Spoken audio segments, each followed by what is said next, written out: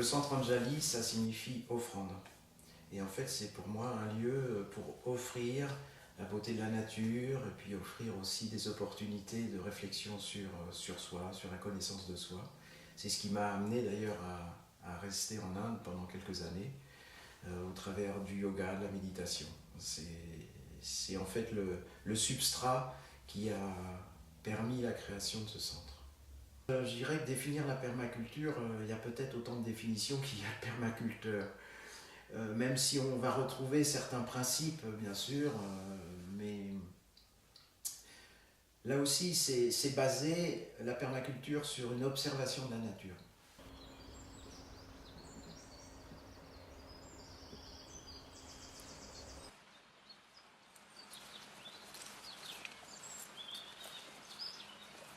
Ici, c'est le saule dit pleureur.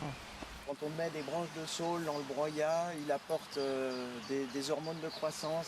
Il est très très riche en auxine. Et on verra un peu plus loin aussi, il y a un saule tortueux, qui est un de mes arbres préférés ici dans la propriété, et qui est vraiment un arbre extrêmement prolifique, extrêmement généreux, qui donne beaucoup de matière pour le BRF. On le verra un petit peu plus loin.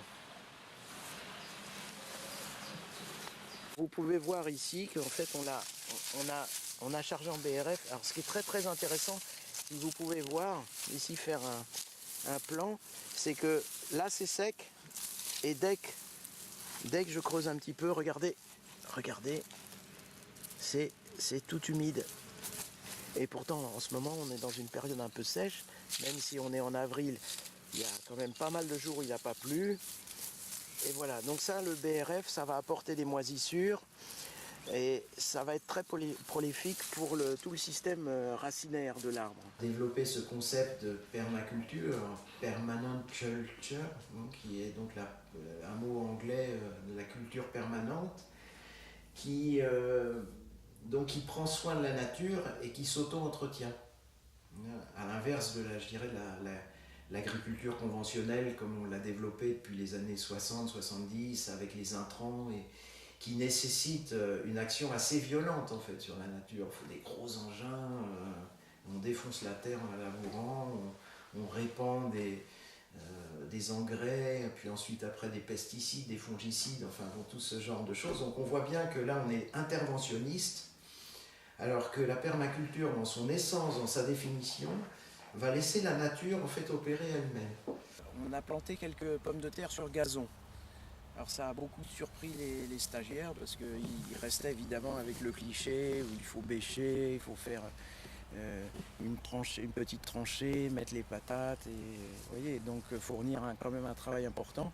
Là en fait on a juste passé un petit coup de tondeuse et on a posé les pommes de terre sur le gazon et on a ramené un petit peu de terre, une terre bon, quand même assez bonne, hein, avec un mélange de terre et de compost.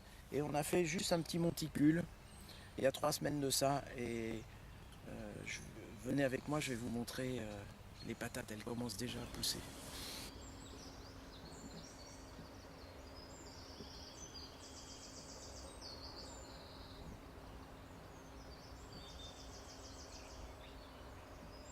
Nos actions humaines ont un impact sur la nature et pas forcément toujours un impact très positif.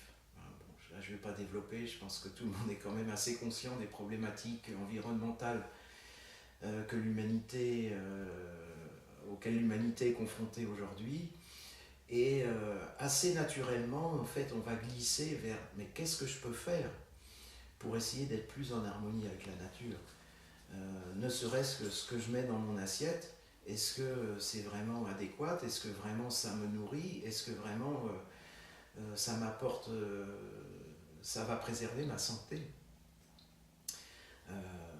Et là, il y a vraiment beaucoup à dire et beaucoup à faire. Donc petit à petit, bien, on se documente et puis naturellement, on glisse vers la permaculture parce que c'est une réponse. C'est une réponse presque obligatoire. Je ne dis pas que c'est la seule, mais disons que c'est un outil qui est vraiment merveilleux et qui est dans le respect de la nature. Hein. Les 3 fondements de la permaculture, c'est le respect de la nature, le respect de l'humain est partagé équitablement. La philosophie de la permaculture, c'est qu'on ne dégrade pas le sol, mais on agrade le sol. C'est une agradation. D'année en année, le sol est de mieux en mieux, et de plus en plus riche, et on a de moins en moins besoin en fait d'apporter de choses. Et s'il faut remettre un tout petit peu de compost, pourquoi pas.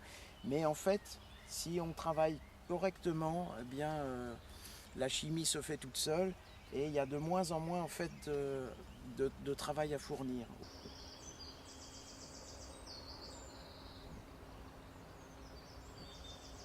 Et Bill Mollison a pris comme exemple eh bien, la forêt.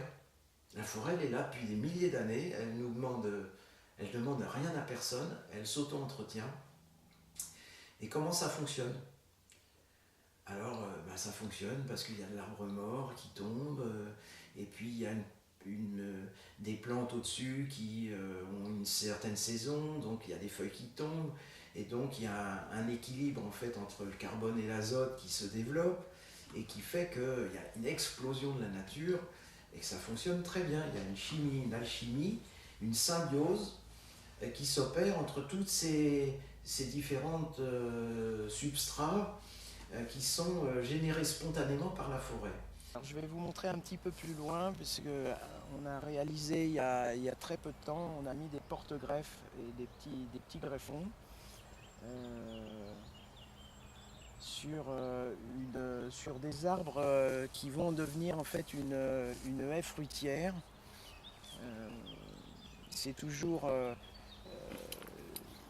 c'est ça en fait le design en permaculture, c'est-à-dire qu'il faut bien réfléchir et puis construire quelque chose qui va se mettre en place petit à petit dans le temps. C'est pour ça aussi qu'il faut prendre son temps et bien penser les choses.